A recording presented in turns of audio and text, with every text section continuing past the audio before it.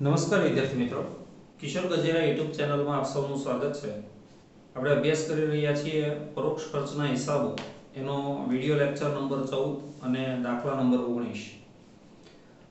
ભારત લિમિટેડને 3 ઉત્પાદન વિભાગો ABC અને 2 સેવા વિભાગ D અને E છે. ABC એટલે અ, બ, ક અને D and E, ડ, E. નીચેની માહિતી મેળવવામાં આવી છે. એમાં ભાડું 10,000 આપણે અહીં લખી દીધું છે. ભાડું 10,000, સામાન્ય વીજળી બત્તી 2,000, પરોક્ષ મજૂરી 5,000, પાવર 12,000, મશીનો ઘસારો 15,000, કામદાર રાજ્ય વીમા 3500 અને પરચુરણ ખર્ચ 1,500. ઉપરોક્ત વિભાગો અંગે નીચેની માહિતી મેળવવામાં આવી છે. તમને રોકેલી જગ્યા ચોરસ ફૂટમાં આપી છે. હવે અહીંયા ખાસ એક એવું ધ્યાન રાખજો કે જ્યારે પ્રમાણ કાઢો ત્યારે કુલને પ્રમાણમાં ધ્યાનમાં લેવાનું નથી. તો અહીંયા તમે કુલ જે કોલમ છે એની આપણે ક્યાંય જરૂર પણ નથી, એટલે એને આમ ચોકડી મારી દો તો પ્રમાણ વખતે દર વખતે તમને ભૂલ ન થાય. રોકેલી જગ્યા ચોરસ મીટર 200, 100, 100, 50, 50 પ્રમાણ કાઢો તો લખજો 4:2:2:1:1, 4:2:2:1:1. પ્રત્યક્ષ મજૂરીમાં ટીક કરો. પ્રત્યક્ષ મજૂરી એ માત્ર સેવા વિભાગમાં લખવાની, એટલે આપણે પ્રત્યક્ષ મજૂરી આપેલ અને અબક માટે 1500 અને 500. એનું પ્રમાણ તમે લખો 18, 16, 12, 3, 1. 18, 16, 12, 3, 1. 500 વિભાગ ચાલશે. જો હોર્સ પાવર એનું પ્રમાણ થશે 5, 4 ને 3. ડી અને ઈ માં હોર્સ પાવર નથી. લાઇટ પોઈન્ટ એનું પ્રમાણ આવશે 3:2:2:1. 3 વખત 2, 3:2:2:1. યંત્રોની કિંમત એનું પ્રમાણ છે 18:17:15. 18:17:15. પરોક્ષ માલ સામગ્રી. પરોક્ષ માલ સામગ્રી નો નિયમ છે કે બધા જ વિભાગોમાં ફાળવવી. એટલે જો પરોક્ષ માલ સામગ્રી આપેલ છે બધા જ વિભાગોમાં 600, 500, 600, 400, 400 એ રીતે આપણે ફાળવી દીધી છે. અને છેલ્લે છે કામકાજના કલાકો. જો કલાક દીઠ દર શોધવાનો કીધો હોય તો એ આ કલાકો ધ્યાનમાં લેવાના. આની અને પરોક્ષ માલ સામગ્રીના પ્રમાણની જરૂર નથી. કે ડી અને ઈ વિભાગના ખર્ચાઓની પુનઃ ફાળવણી નીચે મુજબ કરવામાં આવી છે. પુનઃ ફાળવણી એટલે ડી અને ઈ, એ બી સી ડી અને ઈ ના ડી ના ખર્ચા તમારે એ બી સી અને ઈ ને આપવાના છે, જ્યારે ઈ ના ખર્ચા એ બી સી અને ડી ને આપવાના છે. એટલે ક્રમિક ફાળવણી આવશે, પુનઃ ફાળવણી. ઉપરના 2 દાખલાની અંદર આપણે આવું જોયેલું છે. 3 દાખલાની અંદર પહેલું, યોગ્ય આધારોને આધારે ઉપરયુક્ત ખર્ચાની ઉપરયુક્ત વિભાગો ખાતે ફાળવણી કરો. કે પહેલા તો બધાની ફાળવણી કરવાની. અને બીજું, સેવા વિભાગોના ખર્ચાઓની પુનરાવર્તિત વહેંચણીની પદ્ધતિને આધારે ઉત્પાદન વિભાગો ખાતે પુનઃ ફાળવણી કરો. એટલે છેલ્લે જે આ 2 સેવા વિભાગના ખર્ચા આવ્યા એને અહીંયા પુનઃ ફાળવણી કરવાના, સ્ટેપ બાય સ્ટેપ ક્રમિક ફાળવણી કરવાની છે. અને અંડરલાઈન કરજો, પરોક્ષ ખર્ચનો કલાક દીઠ દર નક્કી કરો. એટલે પહેલા સૂત્ર મૂકવાનું અને પરોક્ષ ખર્ચનો દર નક્કી કરવાનો છે. તો અમુક વસ્તુ જે હતી એ આપણે અહીંયા સૌપ્રથમ લખી દીધી છે. હવે આ 2 વસ્તુ ફાળવી દીધી છે. ભાડા માટે આધાર લેવો પડે રોકેલી જગ્યા. રોકેલી જગ્યા તમને 1 નંબરમાં આપી છે. એટલે અહીંયા વિગત લખાશે રોકેલી જગ્યા. રોકેલી જગ્યાનું પ્રમાણ જોઈએ તો 4:2:2:1. 4:2:2:1:1. 10,000 ને જો એ 4:2:2:1:1 પ્રમાણે ફાળવો તો જેટલા પ્રમાણ એટલા હજાર. 4,000, 2,000, 2,000, 1,000 અને 1,000.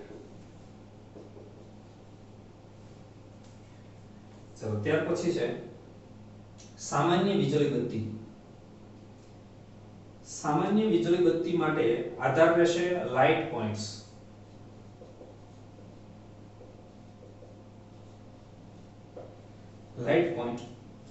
લાઇટ પોઈન્ટ નું પ્રમાણ છે 3, પછી 3 વખત 2 અને 1. કુલ 2,000. જો 2,000 ની પ્રમાણે ફાળવીએ 600, 400 3 વખત 600, પછી 3 વખત 400 અને 200. ત્યાર પછી પરોક્ષ મજૂરી માટે આધાર હોય છે પ્રત્યક્ષ મજૂરી.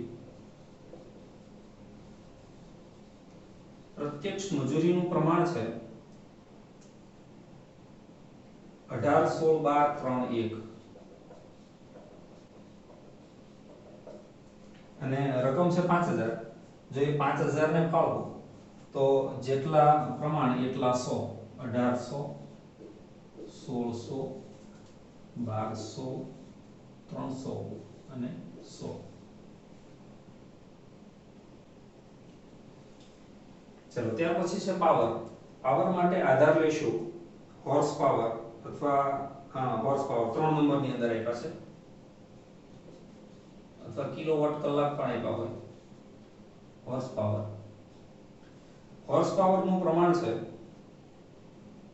5:4:3. અહીંયા સેવા વિભાગમાં નથી આવ્યું. કુલ 12000 છે.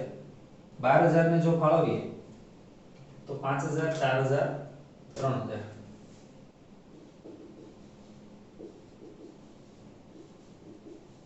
ડેશ અને ડેશ. ત્યાર પછી છે મશીનનો ઘસારો.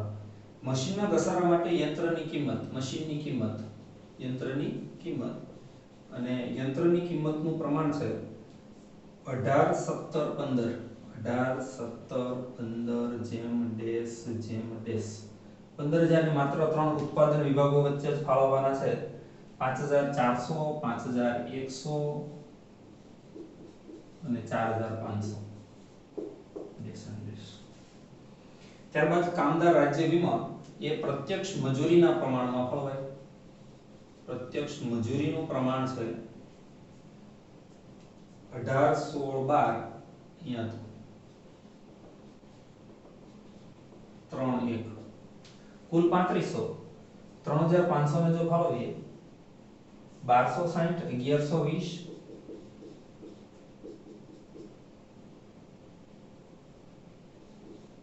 1260 1120 840 210 અને 70. 840 210 અને 70. અને છેલ્લે છે પરચુરણ ખર્ચ. એના માટે પણ પ્રત્યક્ષ મજૂરી આધાર લેવાશે. પ્રત્યક્ષ મજૂરીનું પ્રમાણ 18 16 12 3 1 1500. અને 1500 ને જો ફાળવો પ્રત્યક્ષ મજૂરી 540 480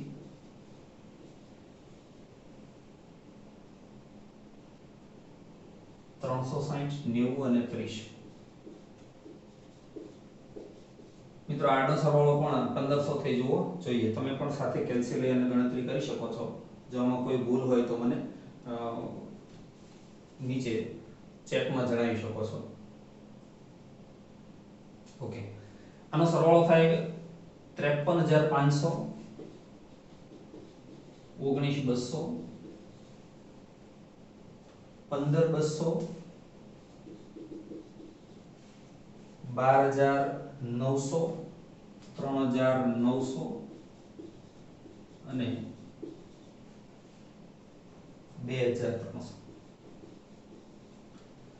ઓકે, હવે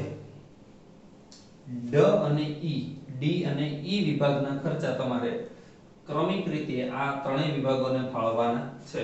તો સૌપ્રથમ ડી વિભાગની ફાળવણી અથવા ડ વિભાગની ફાળવણી એવું લખીએ.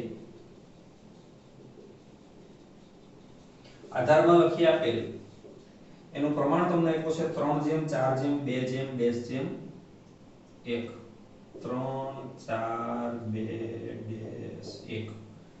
અહીંયા લખીએ -3900 કુલમાં ડેશ. જો 3900 ને તમે ફાળવો તો 1170,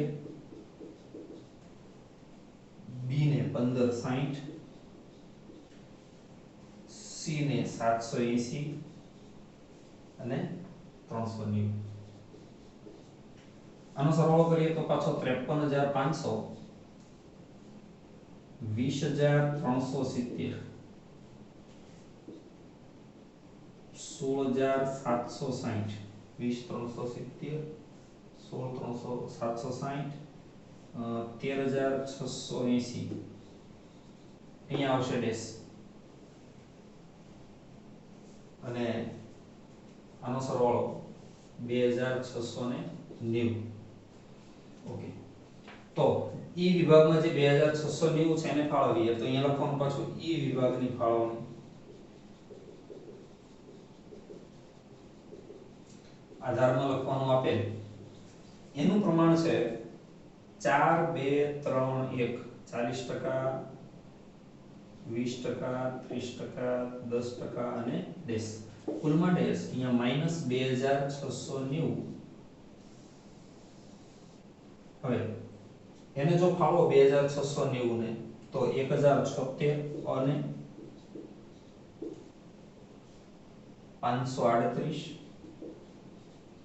807 કદાચ પોઈન્ટમાં આવતા હોય અને 269. તો હવે પાછો સરવાળો કરીએ તો 53500. આનો સરવાળો થાય 21446. આનો સરવાળો થાય 17298.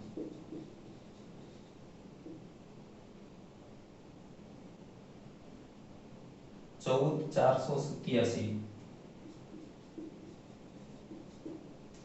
269 અને ડેશ. તો વળી પાછા ડ માં 269 આવ્યા તો એ પાછા અ બ ક અને ઈ ને ફાળવવા પડે તો પાછું અહીં લખીએ ડ વિભાગની ફાળવણી.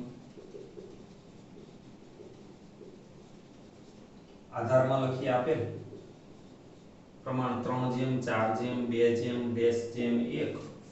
કુલમાં ડેશ અહીંયા -269. હવે આને જો ફાળવીએ તો 81 108 54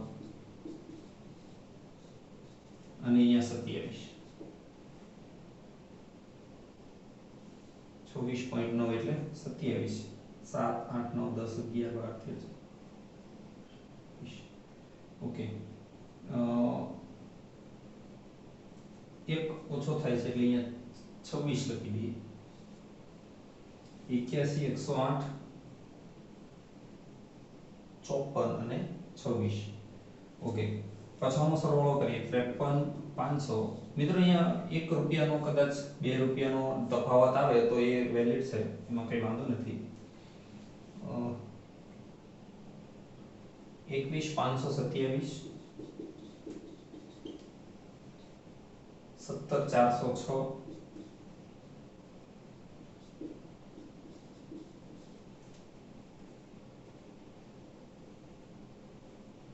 14541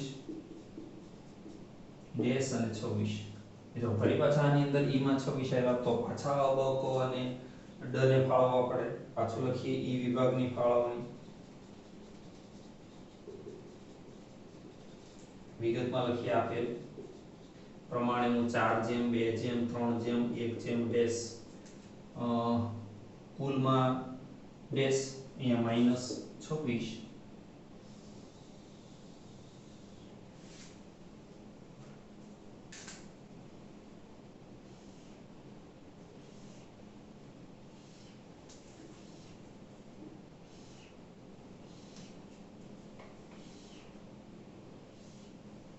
ઓકે, જો 26 ને ફાળવવામાં આવે તો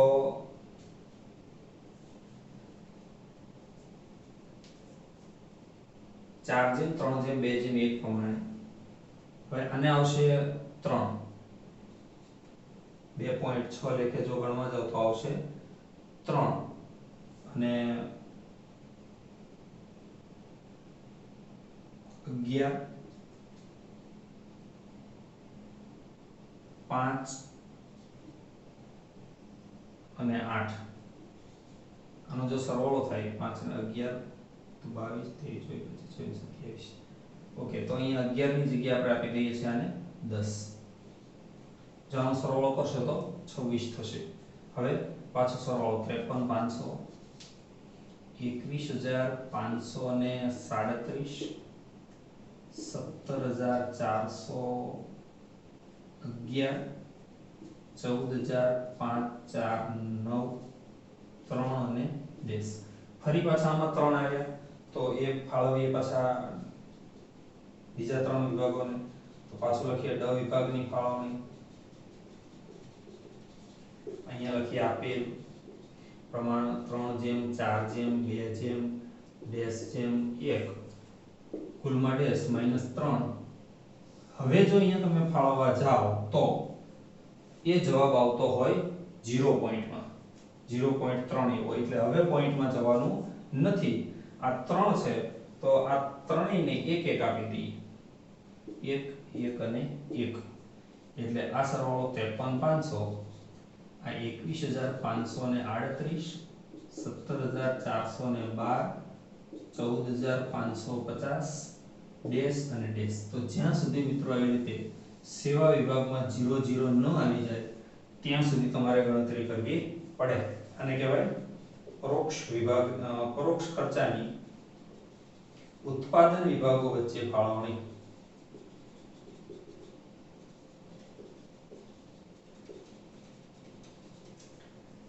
હજી એક આની અંદર તમને એવું કીધું છે કે કલાક દીઠ પરોક્ષ ખર્ચનો દર શોધો.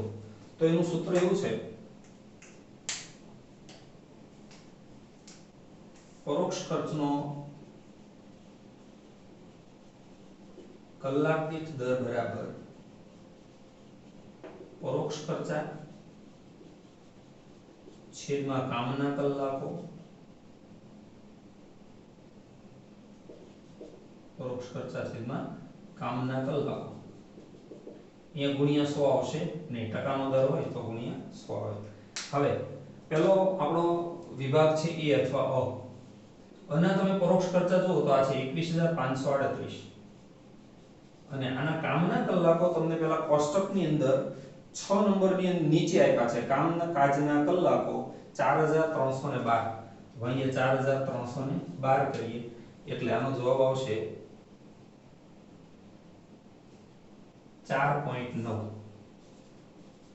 પછી બ વિભાગના જોઈએ તો એ બના છે 17,412, છેદમાં એના કલાકો છે 6,940, એટલે એનો દર આવશે 2.5. અને છેલ્લે ક વિભાગ ખર્ચ 14,550, છેદમાં એનો 7,288, એટલે દર આવશે એનો 1.9. મિત્રો આની નીચે જે તમને દાખલા નંબર 20 આપવામાં આવ્યો છે એ 20મો દાખલો તમારે જાતે ગણવાનો રહેશે હોમવર્કમાં. એની અંદર માત્ર એક કોષ્ટક જ અહીંયા સુધીનું પત્રક બનાવવાનું છે. આ કલાક દીઠ ખર્ચની કે વગેરે વગેરે કોઈ ગણતરી કરવાની છે નહીં. Thank you very much.